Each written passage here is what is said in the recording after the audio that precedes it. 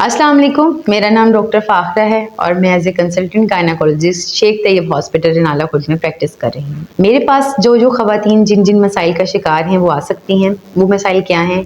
कोई भी औरत जिसको माहवारी के मसाइल हैं, माहवारी में बेकायदगी के मसाइल हैं, और इसके अलावा जिन औरतों को माहवारी नहीं आ रही या जो औरतें बांझपन का शिकार हैं या हमल के दौरान मुख्तलिफ पेचीदियाँ, ब्लड प्रेशर, शुगर, खून की कमी का हो जाना, और जिन औरतों का हमल नहीं ठहरता या बार बार गिर जाता है, वो ख़वातीन हमारे पास रुजू कर सकती हैं। आज की वीडियो बनाने का मकसद ये है, मैं आज आप लोगों को बताऊंगी कि जैसे कि मेरे पास डिफरेंट पेशेंट्स आते हैं और वो आके पूछते हैं, मूवमेंट के बारे में पूछते हैं, बेबी मूवमेंट के बारे में कि बेबी मूवमेंट कैसी होनी चाहिए और कब शुरू होनी चाहिए। और अक्सर जो देखा गया है वो अक्सर प्राइमी ग्रेविडा जो कि फर्स्ट टाइम कंसीव कर रही होती हैं, वो ख़वातीन आके पूछ रही होती हैं कि डॉक्टर साहब हमें इतने महीने हो गए और अभी तक मूवमेंट नहीं हुई।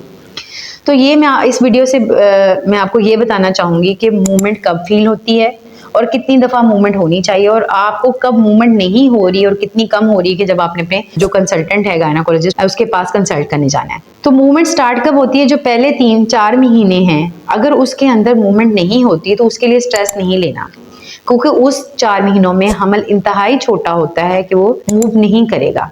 अगर करेगा भी तो जो प्रेग्नेंट औरत है उसको फील नहीं होगा। ये देखा गया है कि 5वें महीने में जाके बेबी की हरकत महसूस होती है, जिसको हम क्विकनिंग कहते हैं। जो औरत पहली दफ़ा मां बन रही है उसमें ये हरकत थोड़ा लेट भी महसूस हो सकती है, या कुछ औरतें जिनका वज़न बहुत ज़्यादा है या जिनका बच्चे का पानी कम होता है उनमें भी देखा गया है कि हरकत लेट महसूस हो सकती है। लेकिन एक जो दूसरी या तीसरी या चौथी दफ़ा मां बन रही है उनमें ये हरकत 5वें महीने में महसूस हो जानी चाहिए। हरकत किस तरह की होती है? इसमें आपको महसूस होगा जैसे पेट के अंदर कोई गैस है या कोई वेविंग है, इस तरह से, या कोई टैप की कोई आवाज़ सी महसूस हो सकती है आपको। उसके बाद 7वें महीने तक इस चीज़ का बिल्कुल स्ट्रेस नहीं लेना कि मूवमेंट किस तरह की है, कम है, ज़्यादा है, क्योंकि ये इतनी सिग्निफिकेंट नहीं है। लेकिन 7वें या 8वें महीने के बाद जो है वो मूवमेंट जो है वो किस तरह की होनी चाहिए? 1 घंटे के अंदर आपको जो है वो 7 से 8 दफ़ा और 2 घंटे के अंदर 10 से 12 दफ़ा हरकत महसूस होनी चाहिए। लेकिन आप जो ख़वातीन जो हैं अक्सर रोज़मर्रा ज़िंदगी के जो काम कर रही हैं, जैसे अगर आप किचन में काम कर रही हैं या आप खाना बना रही हैं या आप टीवी देख रही हैं या मोबाइल पे बात कर रही हैं, आप उस दौरान अपनी हरकत का अंदाज़ा नहीं लगा सकती। इसके लिए बेस्ट मेथड ये होता है कि आप लेटें, बाईं तरफ करवट लेके लेटें और फिर हरकत को महसूस करें, और 2 घंटे लेट के देखें कि हरकत कितनी दफ़ा होती है। 2 घंटे इसलिए कहा गया है क्योंकि बाज़ औक़ात बच्चे का स्लीप टाइम भी होता है। स्लीप टाइम देखा गया है कि 1 से 1.5 घंटे तक बच्चा जो है वो सोता है।